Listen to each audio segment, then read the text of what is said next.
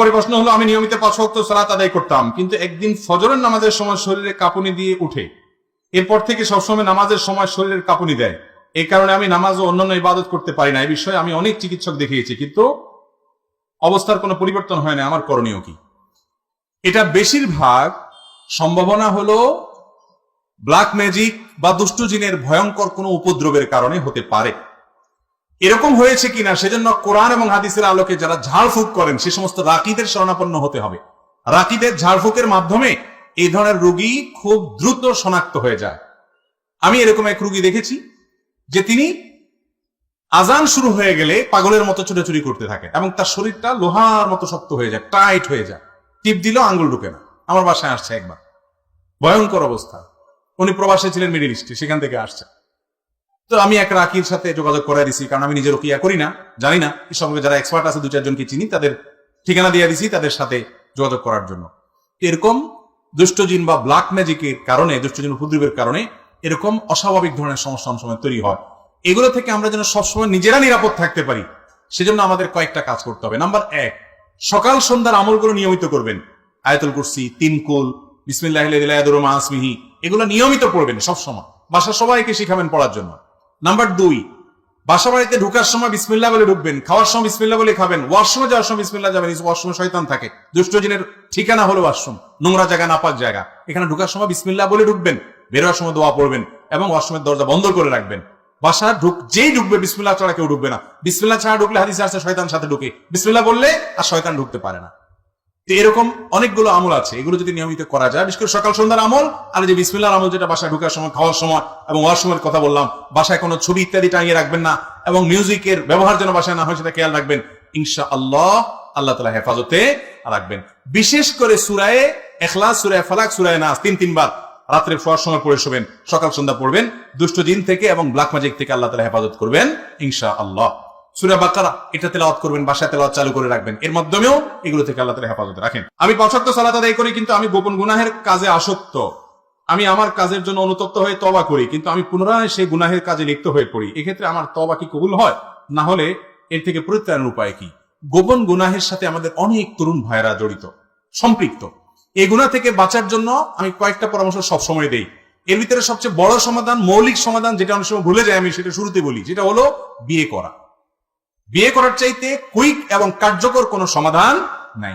অভিভাবক যারা আছেন, সন্তানদের উপযুক্ত হওয়ার পর খুব দ্রুততার সাথে তাদেরকে কাজে লাগান, খুব দ্রুততার সাথে বিয়ে দেওয়ার ব্যবস্থা করেন এবং হেল্প করেন, সহযোগিতা করেন। বিয়ে লেটে করাবেন না।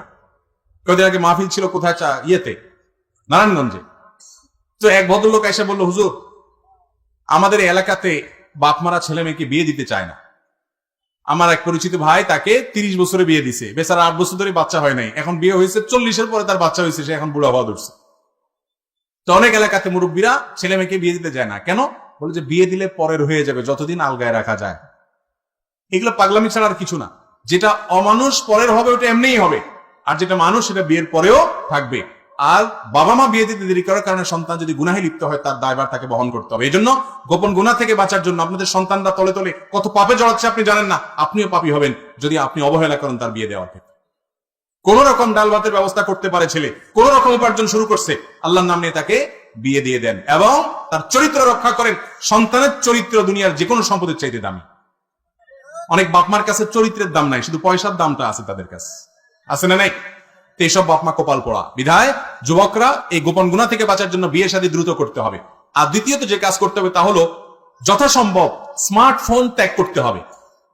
4 মাস 6 মাসের জন্য এই ফোন বিক্রি করে ফেলান, একটা বাটনওয়ালা ফোন নেন, সিম লাগান, কোন রকম চলেন, নেট ছাড়া বাঁচবেন, কিচ্ছু হবে না। মনে হয় যে হায় হায়, বলে কি হুজুর, ফেসবুক ইউটিউব ছাড়া জীবন রক্ষা হবে? মরেই তো যাব, মরবেন না। করে দেখেন, হিম্মত করেন, সাহস করেন, সব সহজ হবে। 3-4 মাস এভাবে করেন, দেখবেন সহজ হবে ইনশাআল্লাহ।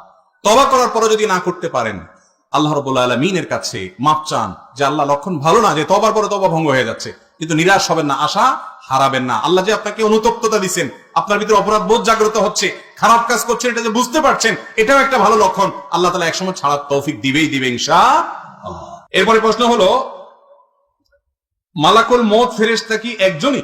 যদি তিনি একজনই হয়, তাহলে একই সময় পৃথিবীর বিভিন্ন স্থান থেকে মানুষের জান কিভাবে কবজ করে?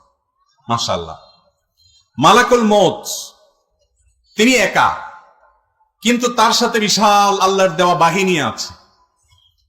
মালাকুল মউত তিনি অদৃশ্যের জগতের বাসিন্দা, আলমুল গায়েব বলা হয় এটাকে। আমরা দৃশ্যমান জগতের বাসিন্দা।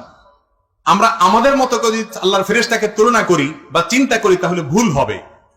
আল্লাহ রাব্বুল আলামিন অনেক ফেরেশতা তৈরি করেছেন, তাদের যে দক্ষতা, তাদের যে যোগ্যতা, তাদের যে কোয়ালিটি দিয়েছেন সেগুলো আমরা আমাদের মতো করে দেখলে হবে না। জিবরিলকে আল্লাহ রাব্বুল আলামিন কতগুলো ডানা দিয়েছেন? শত শত ডানা, এবং ডানার প্রসারতা এত যে পূর্ব পশ্চিমকে পরিব্যাপ্ত করে ফেলে। আল্লাহ তাআলা দিয়েছেন না দেন নাই? তো তিনি যা পারেন আমরা তা পারি না। আমরা একা হলে যেটা পারি, ফেরেশতারা একা হলে তার চাইতে হাজারো লক্ষ কোটি বা অগণিত গুণ বেশি পারেন। তাছাড়া মালাকুল মউতের সাথে নিয়োজিত আল্লাহর অনেক ফেরেশতারা ডিউটি পালন করে, তিনি একা না, তিনি তাদের গ্রুপ লিডার। বিধায় কিভাবে সবার রূহ কবজ করে এটা নিয়ে আমার টেনশন, আপনার টেনশন না করলেও চলবে।